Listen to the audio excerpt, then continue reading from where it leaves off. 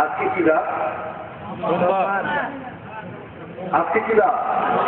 সোমবার, অর্থাৎ রবিবার দিবাগত রাত, সোমবারের রাত। বলি আলহামদুলিল্লাহ।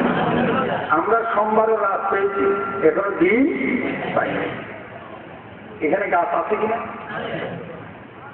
গাছ আছে কিনা? একটা গাছ কাটলে দুইটা গাছ লাগাতে হয়, ঠিক না? কেন? ওই যে গাছ থেকে অক্সিজেন পাওয়া যায়। বলেন আলহামদুলিল্লাহ।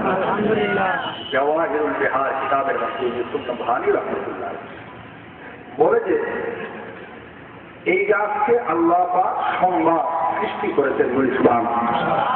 গাছের সৃষ্টি কিভাবে? সবাই বলি, গাছের সৃষ্টি সোমবার। ইয়া রাব্বুল আলামিন গাছকে সোমবারে সৃষ্টি করলেন, নদীকে সোমবারে কেন পাঠালেন?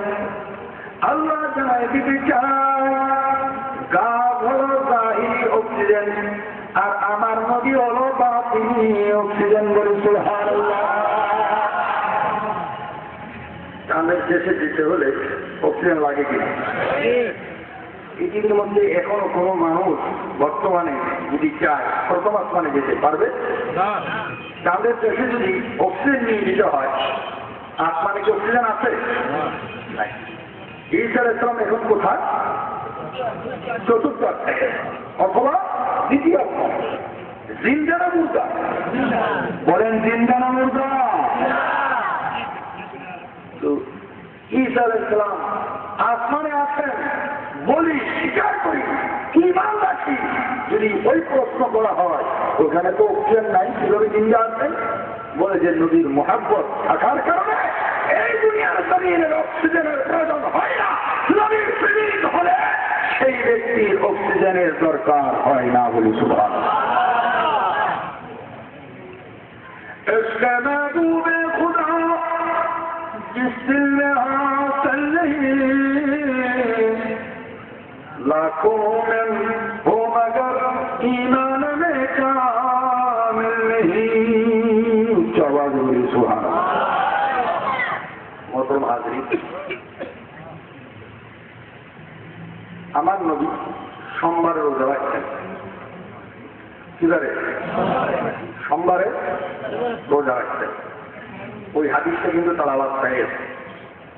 আমি আর পুনরায় ওই হাদিস তালাওয়াত করবো না। ইয়া রাসূলুল্লাহ সোমবারে কেন রোজা রাখেন? বলে যে ইন্নী উলিদতু ইয়াউমাল ইসনাইন, আমি নবী সোমবার দুনিয়াতে তাশরীফ এনেছি, আমার তাশরীফ আবারই হয়েছে সোমবারে। এই জন্য আমার আগমনের দিনকে আমি রোজার মাধ্যমে আল্লাহর শুকরিয়া আদায় করি। চিৎকার দিয়ে বলে সুবহানাল্লাহ। আমার নবী সোমবারে বলেন না, সোমবারে কি সপ্তাহে সোমবার কয়বার আছে? আমার নবীর আগমনকে প্রতি সপ্তাহে একবার করতেন। বছরে কয় সপ্তাহ? 52 সপ্তাহ। আমার নবীজি প্রতি সপ্তাহে একবার করে রোজা রেখে নিজের আগমনকে, নিজের তাশরীফ আবারিকে স্মরণ করতেন। রোজার মাধ্যমে আমরা উম্মত হয়ে বছরে একবার স্মরণ করলে সেটা বেদাত হয়ে যায়। কথাটা কি বুঝতে পারছে আমাদের? হ্যাঁ, বাড়ছে কেক রাইখা, মোমবাতি জ্বালাইয়া, ছুরি দিয়ে কাইটা, এটা ইসলামিক কালচার নয়, এটা ইহুদি কালচার। বাড়তে করবো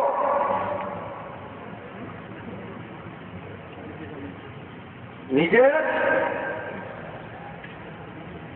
জন্ম, শুভ জন্মদিন পালন করব কোরআন তেলাওয়াতের মাধ্যমে, রোজার মাধ্যমে, ইবাদতের মাধ্যমে। তাহলে এই আমলটা, কর্মটা, স্মরণটা আল্লাহর দরবারে কবুল হবে।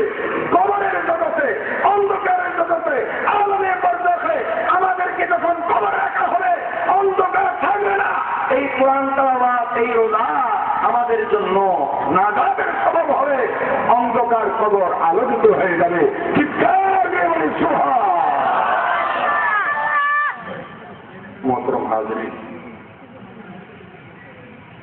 ঈদে মিলাদুন নবীর আগে পবিত্র শব্দ লাগা হয়েছে। যে পবিত্র শব্দের দলিল আমার পূর্বে রাহনুমায়ে শরীয়ত মুর্শিদে বরহাত আল্লামা কাদির সাহেব মুস্তাল্লাহ ওই হাদিস খানা তেলাওয়াত করেছেন, বলি আলহামদুলিল্লাহ, যেটা বুখারী শরীফের জিলদে আউয়ালের মধ্যে রয়েছে, বলি আলহামদুলিল্লাহ। সুতরাং আমি পুনরাবৃত্তি করব না, যেহেতু রাত অনেক হয়ে গেছে। মুহতারাম হাজিরিন, পবিত্র শব্দের অর্থ চলে গেছে। যেই নবীর আগমনে সারা জমিন পবিত্র হয়েছে, সেই নদীকে কি অপবিত্র বলা যাবে? আপনি উজু করেছেন, যে পানিটা দিয়ে উজু করলেন ওই পানিটাকে বলা হয় মায়ে মুস্তাআমাল, যেটা ব্যবহার হয়েছে। ওই ব্যবহারকৃত পানিটা পাক না না পাক? বলে খুদ বহুত पाक है, खुद बहुत पाक है, लेकिन दूसरों को पाक करने वाला नहीं है, যেহেতু নিজে পাক অপরকে পাক করতে পারে। আবার না পাকও বলা যাবে না, যেহেতু পানিটা ইবাদতের উদ্দেশ্যে উযুর জন্য ব্যবহার হয়েছে, উযু নামাজের জন্য, বলি সুবহানাল্লাহ। আযান নামাজের জন্য, নামাজ আল্লাহর জন্য, নামাজ আল্লাহর জন্য। আমার নবীজি উজরা